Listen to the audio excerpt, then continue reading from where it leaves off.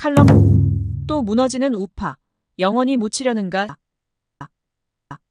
심상찮다. 비선 국정농단 총선 개입이 등장하고 도무지 믿지 못할 내용의 문자 메시지가 공개된다.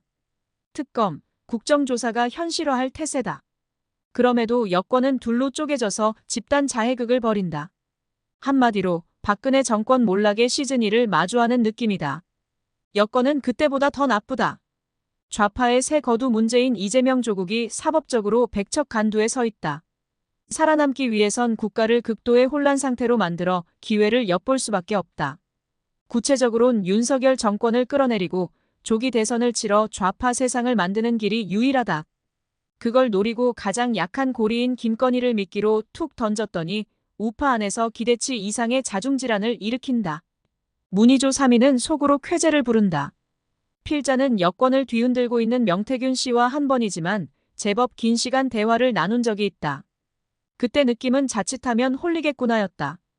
어떤 대목에선 여론조사를 기반으로 한 정세 분석에 감탄이 절로 나왔다. 무릎을 칠 정도의 아이디어 몇 개도 반짝였다. 그런데 정치권에서 만나는 사람들, 본인의 역할을 얘기할 때는 도무지 믿기지 않았다. 최근 한 언론을 통해 하는 말도 마찬가지다. 대선 때 국민의힘은 투자자 배급사, 김종인은 감독, 이준석은 연출가였고 명태균 자신이 시나리오를 다 짰다고 했다. 검찰이 자기를 수사하면 윤석열 대통령이 한 달 안에 탄핵당할 텐데 감당할 수 있겠냐고 큰소리쳤다.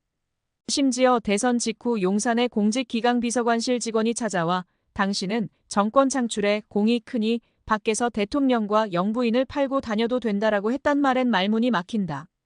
그런 명태균 씨에게 줄줄이 엮여서 허둥대는 국민의힘 중진 정치인들의 모습에서 절망감이 든다. 만성화된 허약성을 눈으로 확인하는 기분이다. 이것이 정치권 우파의 현주소다. 친윤과 친한의 싸움은 박근혜 정부 때 탄핵 반대파와 탄핵 찬성파의 충돌을 연상케 한다. 한동훈 대표 쪽에서 뜬금없이 김건희 라인 한남동 7인회 운운하니 친윤 권성동 의원은 도곡동 7인회를 꺼내들었다. 도곡동은 한 대표의 자택이 있는 곳이다. 박근혜 정부를 무너뜨린 뇌관이 최순실 비선 라인이었는데 지금 똑같이 김건희 비선이 존재한다고 여권 안에서 주장한다. 두 사람은 확연히 다르다. 최순실 씨는 박근혜 전 대통령과 개인적 친분이 있을 뿐인 일반인이다. 그런데도 비밀 라인, 즉 비선을 만들어 국정에 무단 개입했다. 김건희 여사는 명색이 대통령의 배우자다. 법적 권한은 없다고 해도 대통령 경호처의 경호 대상이고 해외에 나가면 예우를 받는다. 대통령실 참모 중 일부에게 영향을 미친 게 사실이면 큰 잘못이지만 최순실 씨가 운영했던 비선과는 차원이 다르다. 실제로 김건희 라인이 존재했다면 퇴출하고 조직을 재정비하면 된다.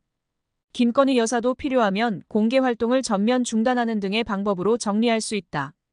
그러나 비선은 어떤 일을 하는지 전혀 알 수 없으므로 제때 예방이 불가능하다.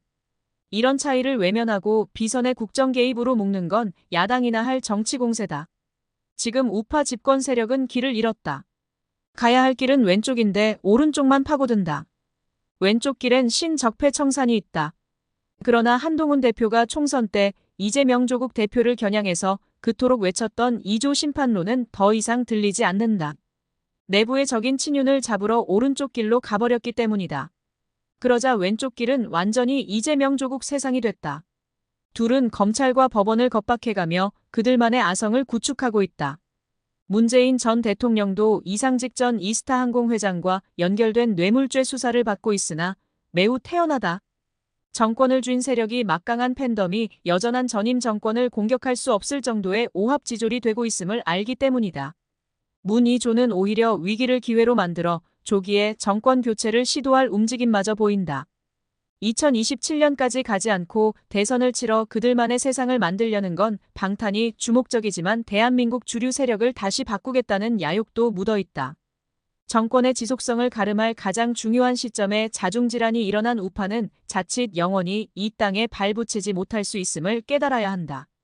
의회를 장악한 좌파의 사회주의적 법안 처리를 막아내고 있는 유일한 수단이 대통령의 거부권이다.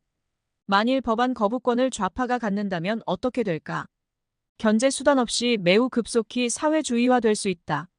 조기 대선이 실시되지 않고 2027년까지 가도 마찬가지다.